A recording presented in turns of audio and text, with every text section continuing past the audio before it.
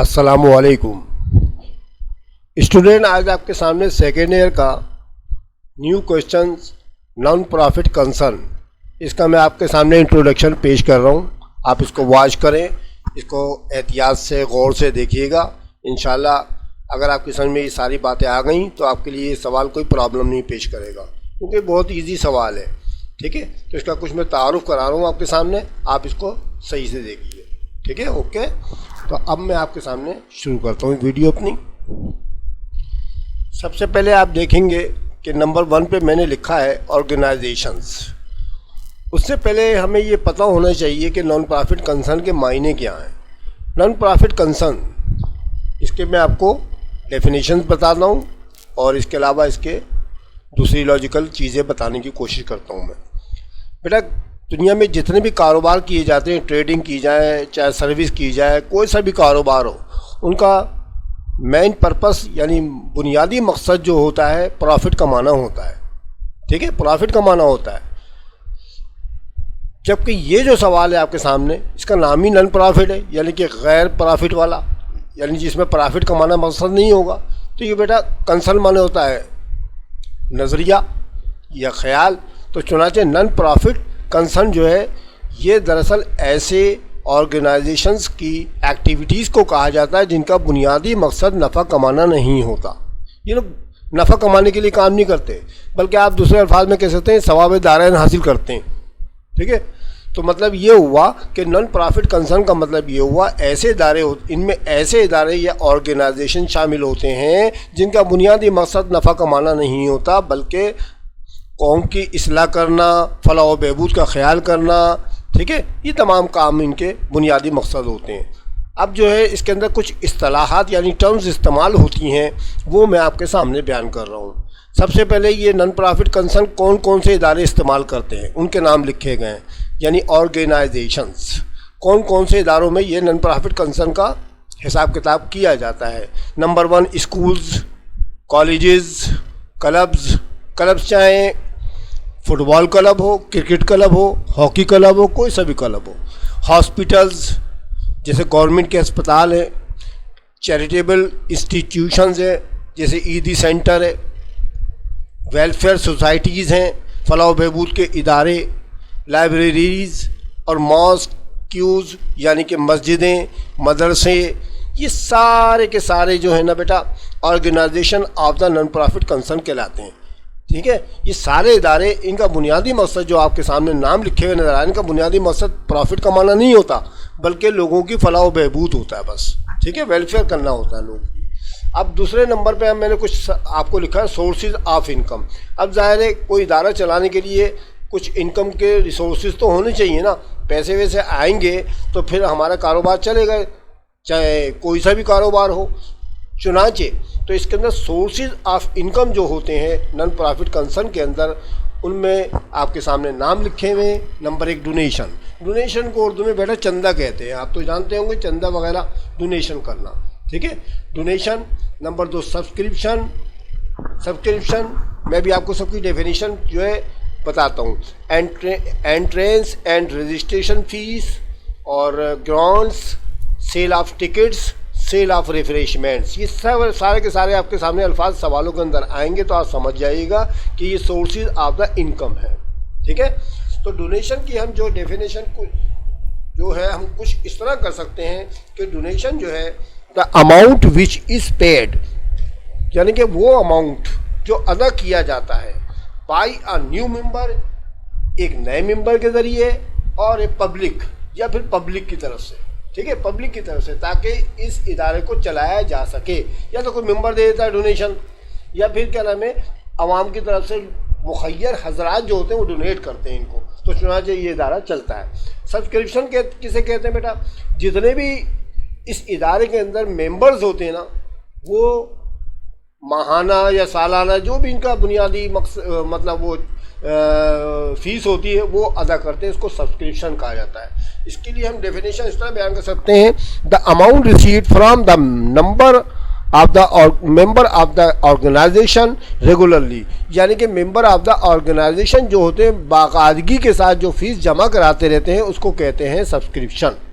ठीक है, ये दो तरह की होती है, एक तो सब्सक्रिप्शन रिसीवेबल और एक होती है अनअर्न्ड सब्सक्रिप्शन।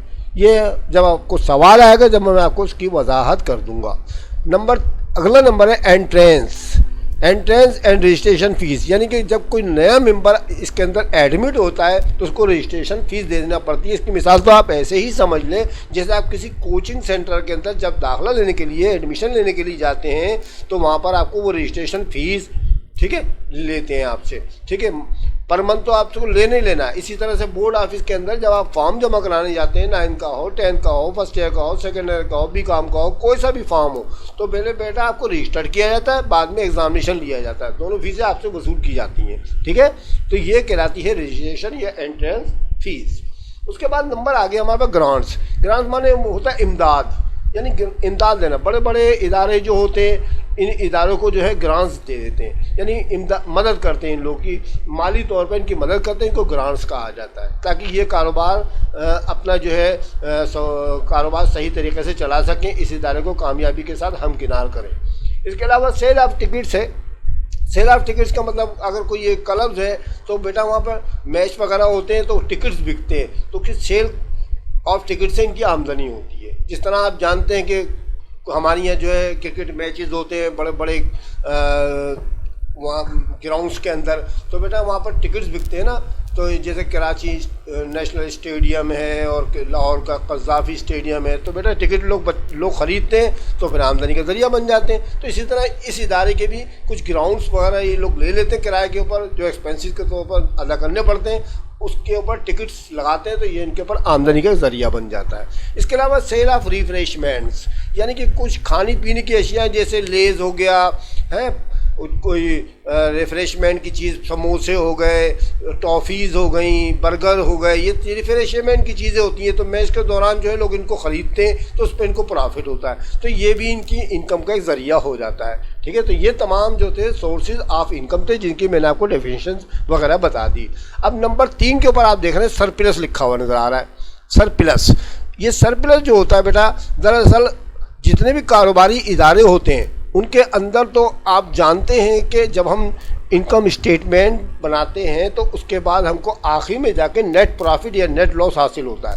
तो इस इदारे के अंदर, क्योंकि मकसद तो बुनियादी मकसद तो प्रॉफिट कमाना नहीं है, ठीक है, तो चुनांचे जो हमारी इनकम होती है, यानी अगर प्रॉफिट के तौर पर हम जो इसके अंदर वर्ड यूज़ करते हैं वो सरप्लस का होता है। आगे सामने देखें, मैंने वजाहत भी कर दी है कि इनकम अगर इज़ ग्रेटर देन एक्सपेंसेस, अगर इनकी आमदनी ज़्यादा हो जाए एक्सपेंसेस के मुकाबले में तो उसको सरप्लस कहते हैं, ठीक है। इसके अलावा चौथे नंबर पर डिफिसिट लिखा हुआ है, ये आप जो है एज ए नेट लॉस इस्तेमाल कर सकते हैं, ठीक है। होता तो नहीं है लॉस ये, लेकिन एज ए नेट लॉस मैंने आपको समझाने के लिए लिख दिया है इसके अंदर, ठीक है। डिफिसिट, ठीक है, डिफिसिट का मतलब क्या होता है, expenses is greater than income.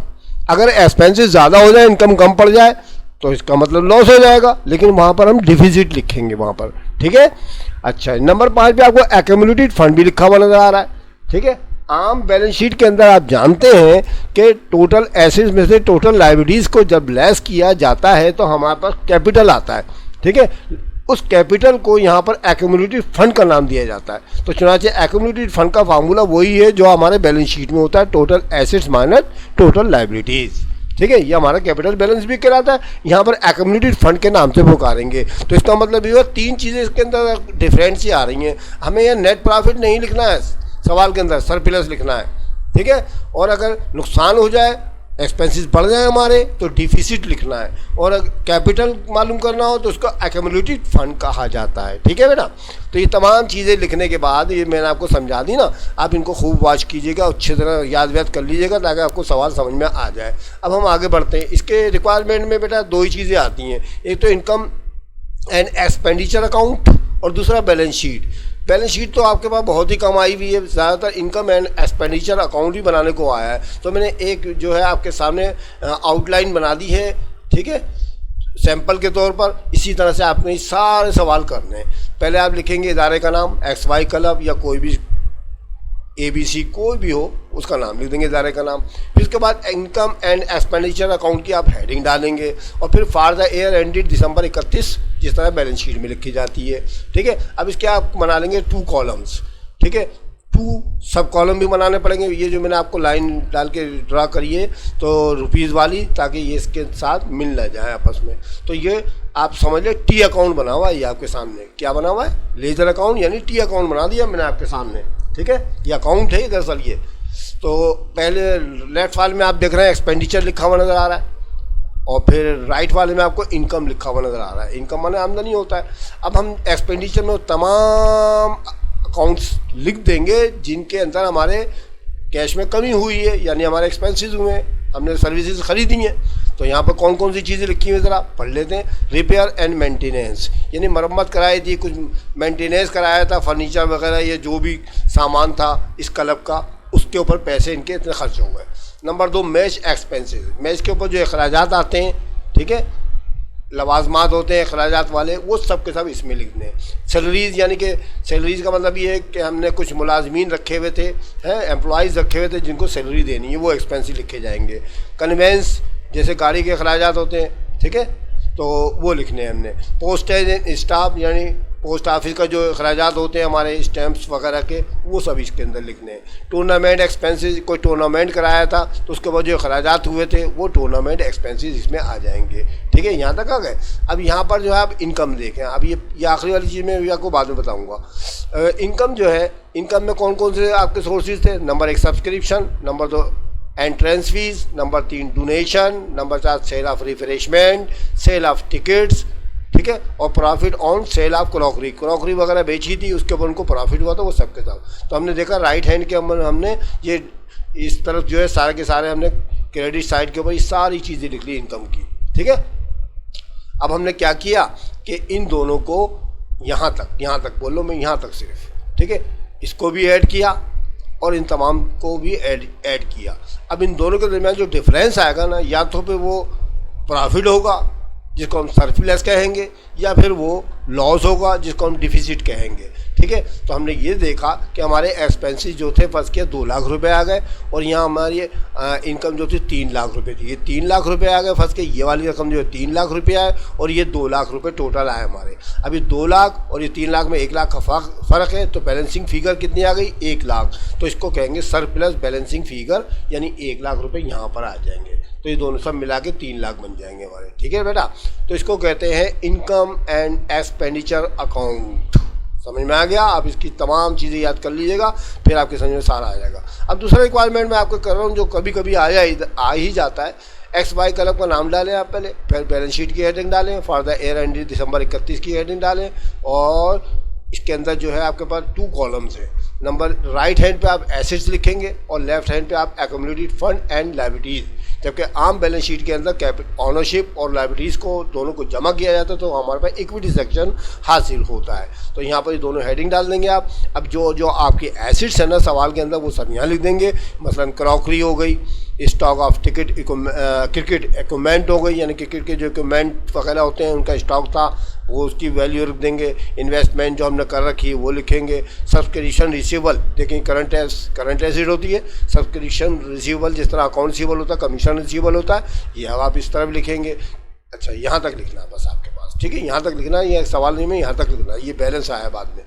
उसके बाद कैपिटल फंड यानी ओपनिंग बैलेंस, यहाँ लिखना पड़ेगा आपको। ऐड करना पड़ेगा सरप्लस, अगर सरप्लस हुआ है तो आपको ऐड करना पड़ेगा, डिफिसिट हुआ तो लेस करना पड़ेगा इसके अंदर से, ठीक है, ब्रैकेट लगाना पड़ेगा आपको। उसके बाद आउट स्टैंडिंग सैलरीज यानी कि एक्रूड सैलरीज थी वो लिखनी है आपने। टूर्नामेंट फंड जो आपको फंड आया था एक्सपेंसेस वो लिखना है इसके अंदर लायबिलिटीज़ वगैरह में। और एडवांस सब्सक्रिप्शन, ये था सब्सक्रिप्शन रिसीवेबल और ये एडवांस सब्सक्रिप्शन है, ये लायबिलिटीज़ में आएगा। तो इन सब को जमा कर लेंगे और इन चारों को जमा करेंगे, जो बैलेंस आएगा ना वो कैश बैलेंस कहलाएगा एट एंड। ये कैश बैलेंस एट एंड कहलाएगा, ये ओपनिंग कहलाएगा आपका, ठीक है। उम्मीद है आपकी समझ में आ गया होगा। आप इसकी प्रैक्टिस कीजिएगा, आप इसको वॉच कीजिएगा, 1-2 मरतबा रिपीट करके देख लीजिएगा। ये सारी चीज़ आप याद कर लें, ठीक है। इंशाल्लाह नेक्स्ट टाइम मैं आपको इसकी वीडियो कराऊंगा, तो 2021 की या 2019 की, तो आप उसको भी देखिएगा। अगर आपको मेरी वीडियो अच्छी लगी हो तो उसको शेयर करें अपने दोस्तों को, साथियों को, ठीक है, अपने रिलेटिव्स को। और दूसरी बात ये कि बेल आइकन ज़रूर दबा दीजिएगा ताकि आपको आने वाली वीडियो बर वक्त मिल सकें। इंशाल्लाह अगली वीडियो में फिर मिलते हैं, तब तक के लिए खुदा हाफिज़।